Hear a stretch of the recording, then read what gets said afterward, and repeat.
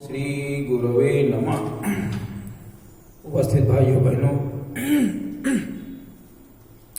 आप सब लोगों का इस सत्संग में भाव भरा स्वागत है। आइए कुछ ज्ञान की चर्चा करें। उससे पहले गुरु की वंदना, ईश वंदना करते हैं। ओम गुरुर्ब्रह्मा गुरुर्विष्णु गुरुरेव महेश्वर गुरुरेव परब्रह्म तस्मै श्री गुरवे नमः। अखंड मंडलाकारं व्याप्तं येन चराचरं तत्पदं दर्शितं येन तस्मै श्री गुरवे नमः। मातृवत लालयित्री पितृवत मार्गदर्शिका नमो अस्तु गुरुसत्तायै श्रद्धा प्रज्ञायुता चया। ओम श्री गुरवे नमः। आइए भगवान श्री कृष्ण जी का ध्यान करें। ओम वसुदेव सुतं देवं कंस चाणूरमर्दनं देवकी परमानंदं कृष्णं वंदे जगद्गुरुं। सद्बुद्धि की देवी गायत्री का ध्यान करें। प्रकाश रूप परमात्मा के रूप में प्रार्थना करें, हमारी बुद्धि को सन्मार्ग की ओर प्रेरित करें। ओम भूर्भुवः स्वः तत्सवितुर्वरेण्यं भर्गो देवस्य धीमहि धियो यो नः प्रचोदयात्। बोले वेद माता गायत्री की जय हो। भगवान त्र्यंबकम का ध्यान करें। प्रकाश रूप परमात्मा के रूप में प्रार्थना करें कि हमारे जो रोग दोष हैं वो सब दूर हों। हम सभी लोग स्वस्थ रहें तथा इस वैश्विक बीमारी से हम सब लोगों को मुक्ति मिले। ओम त्र्यंबकं यजामहि सुगंधिं पुष्टिवर्धनम् उर्वारुकमिव बंधनान् मृत्योर्मुक्षीयमामृतात्। बोले त्र्यंबकम भगवान की जय हो।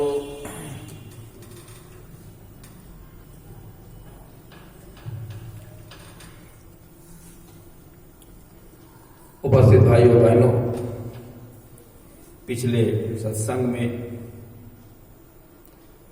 हमने चर्चा की थी कि ब्याह के बाद सीता राम जी का ब्याह संपन्न हुआ और उसके बाद सबकी विदाई शुरू हो गई। अंत में विश्वामित्र जी रह गए, उनकी भी विदाई हो रही है, उनको भी विदा किया गया। और राजा दशरथ ने उनका बड़ा आदर सम्मान किया। इतना सम्मान किया, इतना स्नेह किया, इतनी श्रद्धा उनके प्रति दिखाई, उसका वर्णन नहीं किया जा सकता। एक झलक आप देख सकते हैं, जब जा रहे हैं विश्वामित्र जी तो उनके पैरों में गिर पड़े। रानी स्वयं चारों पुत्रों के साथ में पैरों में गिर पड़े, पैरों को पकड़ लिया और कहा कि आते जाते रहिएगा, बच्चों के ऊपर हमेशा प्रेम स्नेह बनाए रखिएगा।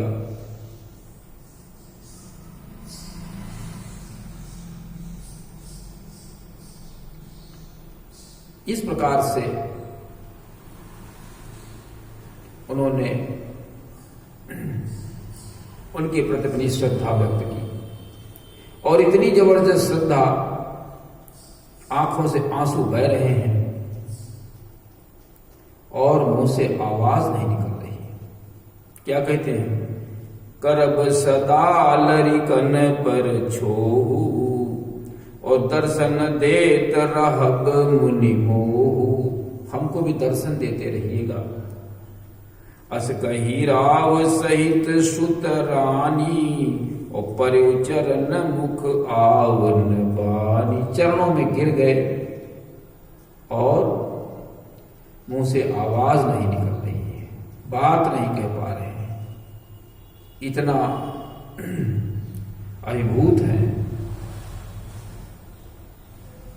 तो प्रेम, सम्मान, आदर, श्रद्धा का आप भाव देख सकते हैं। क्योंकि भगवान राम को जो ज्ञान दिया, जो उनको कर्तव्य सिखाए, जो उनको शक्तियां अर्पित की, शक्तियां दी, और एक परिश्रमी, तपस्वी, पुरुषार्थी और परमार्थी व्यक्ति के रूप में, परमार्थी, समदर्शी, भूतवत्सल, एक परमात्मा के रूप में विकसित किया। यद्यपि उनमें, राम में क्षमता पहले से ही थी, लेकिन उस क्षमता को निखार दिया, उस क्षमता में धार रख दी। जैसे एक फौलाद का टुकड़ा हो, लेकिन वो एक छेनी नहीं बन सकता है जब तक उसको बनाया न जाए। लोहा नहीं काट सकता, लेकिन जब उसको धार दे दी जाती है, उससे औजार बना दिए जाते हैं, तो फिर बहुत तीखा काम करने लगता है। फौलाद तो पहले से ही राम थे, लेकिन धार देने का काम, उनको एक पैना औजार बना देने का काम विश्वामित्र जी ने किया। विश्वामित्र जी ने आशीर्वाद दिया और बड़े प्रसन्न हैं, बड़े ही गदगद हैं और जा रहे हैं। दीन आशीष विप्र बहु भांति, बहुत प्रकार से उनको आशीर्वाद दिया। जितने आशीर्वाद हो सकते थे वो सब दे डाले, बहुत प्रकार से। और चले न प्रीत रीति कही जाती, प्रीत की रीति जो दिखाई परिवार वालों ने, वो कही नहीं जाती थी। राम सप्रेम संग सब भाई, आय सुपाई फिरे पहुंचाई। कुछ दूर तक भाइयों के साथ में और राम गए। जब विश्वामित्र जी ने मना कर दिया, आप लोग वापस जाएं, कहां तक हमारे साथ जाएंगे, तो फिर आज्ञा पा करके, आशीर्वाद पा करके राम अपने चारों भाइयों के साथ में वापस आ गए। लेकिन विश्वामित्र जी के हृदय में बड़ा ही प्रेम, बड़ा ही एक उत्साह, उल्लास अंदर से उनको मालूम दे रहा था। मन ही मन वो कितनी प्रशंसा कर रहे थे राम की, राजा की, रानी की, परिवार की, जनक जी की, सबकी प्रशंसा कर रहे थे। राम रूप भूपति भगति और ब्याहु उछाहु आनंद। राम का स्वरूप, ऐसा रूप जो दिखाई नहीं पड़ता, कहीं देखने में नहीं आता। राम रूप भूपति भगत, और भूपति की भक्ति, राजा ने माला से उनका नाम नहीं जपा, उनको जो उनके प्रति जो श्रद्धा व्यक्त की, जो प्रेम दिखाया, जो उनकी सेवा की, जो उनको सम्मान दिया, जैसा उनको भोजन, रहने की व्यवस्था आदर किया, इसको भक्ति कहते हैं। भक्ति का अर्थ है सेवा से लिया जा सकता है। भज धातु से बनता है, भज माने सेवा करना। जो राजा ने सेवा की, एक चक्रवर्ती सम्राट जो हमेशा उनके चरणों में ही अपने मस्तिष्क को नवाए रहता था, एक चक्रवर्ती सम्राट जिसका बेटा राम जैसा हो, उसके पास जरा सा भी अभिमान नहीं। विश्वामित्र जी को परमात्मा स्वरूप मान रहे थे। वही कहते हैं, राम रूप भूपति भगति ब्याह उछाहु अनंत, ब्याह उछाहु आनंद। ब्याह का, चारों भाइयों का ब्याह का उत्साह देखने में आता था, दिखाई देता था। आनंद कितना बरस रहा था, ये सब मन ही मन में आ जा रहा है। ध्यान कर रहे हैं, जाति सराहति मन ही मन में सराहना करते हुए जा रहे हैं। मुदित, बहुत ही प्रेम मग्न है। गाधी कुल चंद, गाधी कुल के चंद्रमा विश्वामित्र जी, ये सब मन ही मन में आनंदित होते हुए चले जा रहे हैं। चले गए विश्वामित्र जी।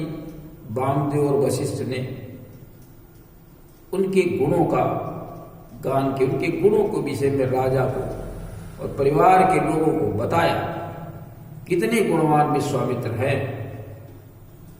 वैसे भी हम जान सकते हैं कि वेदों का जो सार है वो गायत्री मंत्र है, और गायत्री मंत्र के ऋषि विश्वामित्र जी हैं। आप सोच लीजिए कितने गुणवान होंगे, कितने ज्ञानवान होंगे। जो विश्व का जो वेदों का सर्वश्रेष्ठ मंत्र है, उसके ऋषि विश्वामित्र जी हैं। और राम को ऐसा गढ़ दिया, ऐसा बना दिया, ऐसी शक्तियां दे दी कि उनका यश, राम और सीता दोनों लोगों का यश तीनों लोकों में छा गया, फैल गया। राम जब से ब्याह करके आए, तब से ये मालूम देने लगा कि यहां आनंद बस गया हो, आनंद बस गया हो। आनंद आना एक अलग चीज है, लेकिन बस जाना एक ये अलग बात है। परमानेंट बस गया, रह गया वहां पर। और आनंद तब आता है जब किसी को किसी प्रकार का कष्ट न हो, दैहिक, दैविक, भौतिक, किसी प्रकार का कष्ट न हो, आपस में प्रेम हो, वो सभी लोग पुरुषार्थी हों, परमार्थी हों, सभी लोग धर्मशील हों। इस प्रकार की जब व्यवस्था बनती है तो आनंद बसने लगता है। जब मनुष्य चैतन्य हो जाता है, जब मनुष्य चैतन्य हो जाता है तो आनंद आने लगता है। इसी तरीके से सीताराम दोनों ने मिल करके वहां पर चैतन्यता का प्रसार किया। चैतन्यता का प्रसार के अंतर्गत आता है कि जब तक मनुष्य तमोगुणी रहता है तो उसके जीवन में आनंद नहीं आ सकता। जब मनुष्य सतोगुणी हो जाता है तभी आनंद आता है। सतोगुणी का अर्थ है वेदविद हो, पुरुषार्थी हो, परमार्थी हो, तपस्वी हो, अपरिग्रही हो, समदर्शी हो, भूतवत्सल हो। इस प्रकार के जब मनुष्य के अंदर गुण आ जाते हैं तो फिर वहां आनंद आ जाता है और कहा जाता है कि सारा आदमी चैतन्य हुआ। चैतन्यता का पहला लक्षण है कि वहां का आदमी धर्मात्मा हो, धर्म पथ पर चलने वाला। सीता जी जब वहां थी जनकपुर में, तो जनकपुर के लोग सब धर्मशील थे। पुरनर नारी सुभग सुचि संता और धर्मशील ज्ञानी गुणवंता। सभी लोग ज्ञानी थे, गुणवान थे। और जब अयोध्या जी में आ गए तो फिर तब वहां की स्थिति वैसी ही हो गई। राम दिन रात तमोगुणी लोगों को सतोगुणी बनाने में लगे रहते थे और उसका भी परिणाम ये हुआ कि दैहिक दैविक भौतिक तापा और राम राज्य नहीं कामुहि व्यापा और सब नर करहि परस्पर प्रीति और चलहि स्वधर्म सुरतिर सुतिरीति। श्रुति की वेद के अनुसार सभी लोग चलते थे। और वहां क्या था? सब गुणज्ञ पंडित सब ज्ञानी सब कृतज्ञ नहीं कपट सयानी। सभी लोग कृतज्ञ थे, किसी के पास कपट नहीं था, सभी लोग ज्ञानवान गुणवान होंगे। तो ये अपने से नहीं होता, इसके लिए भगवान राम ने प्रयास किया था। भगवान राम और सीता दोनों ने मिलकर प्रयास किया था। पहले भी राम थे लेकिन तब ऐसा आनंद नहीं था। जब से सीता जी आ गई तब से आनंद की बरसात होने लगी। इसका मतलब सीता के आने से ही केवल नहीं हो गई, सीता जी आई और वेदों का प्रचार प्रसार करने लगी, लोगों को ज्ञानवान गुणवान बन तुरंत उसी दिन से। एक दिन भी की देरी नहीं की। एक दिन देर करना बहुत बड़ी बात हो जाती है। तुलसीदास जी ने लिखा कि आए ब्याह राम घर जब ते और बसई आनंद अवध सब तब ते। सारा आनंद वहां पर बसने लगा। तुलसीदास जी ने सोचा कि हम भी कवि कुल को पवित्र कर लें, क्योंकि राम के गुण, राम सीता के गुण ऐसे हैं, राम सीता का यश, राम सीता के गुण, राम सीता की कीर्ति ऐसी है जिसको गा करके हम अपनी वाणी को पवित्र कर सकते हैं, अपने कुल को पवित्र कर सकते हैं। तो उन्होंने ऐसा जान करके राम के गुणों का गान किया, जो उनसे बन पड़ा वो गान किया। तो तुलसीदास जी ने लिखा कि कब कुल जीवन पावन जानी राम सीय जस मंगल खानी। राम सीता का जो यश है, जो कीर्ति है, जो गुण है, ये मंगलों की खान है। इसलिए कवि कुल के जीवन को पवित्र बनाने के लिए, कवि कुल का जीवन पवित्र हो जाए, उनके परिवार पवित्र हो जाए, इसलिए मैंने क्या किया? तेहिते मैं कछु कहा बखानी और कर्ण पुनीत हेतु निज बा। और अपनी वाणी को भी पुनीत करने के लिए, पवित्र करने के लिए मैंने राम के गुणों का गान किया। कुछ कहा, कुछ कहने का मतलब गुणों का गान किया। और कहते हैं वो कि सिया सीता जी और राम के विवाह को अगर आप सुनेंगे और गाएंगे तो आपके जीवन में आनंद आ जाएगा, आपके जीवन में उत्साह आ जाएगा। क्योंकि राम और सीता के जो गुण है, जो यश है, जो कीर्ति है, वो मंगलों का घर है। मंगल उनको कहने से सारे मंगल आ जाते हैं। कहा सिय रघुबीर विवाह जे, सिय रघुबीर विवाह जे सप्रेम गावहि सुनहि। गाएं और सुने, प्रेम के साथ में सुने। ये नहीं वो कि उथले मन से सुन ले। वो तीन कर सदा उछाहु मंगलायतन राम जसु। उनके जीवन में उत्साह, आनंद ही आनंद भर जाता है और वो सदा प्रसन्न रहते हैं। क्योंकि जो राम का विवाह है, इसमें जो भगवान राम का यश गाया गया है वो मंगलों का घर है।